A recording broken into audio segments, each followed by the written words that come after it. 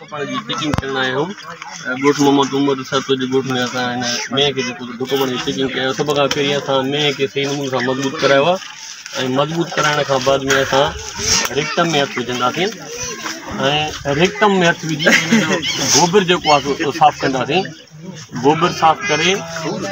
बाद में असा तो सर्विक्स के लोकेट कंदासीं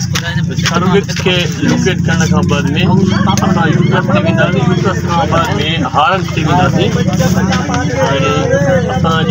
ढुकपड़ जी चेकिंग पिया कयूं हीअ में नेगेटिव आहे या पॉजिटिव आहे या फली आहे असां ढुकपड़ जी चेकिंग पिया कयूं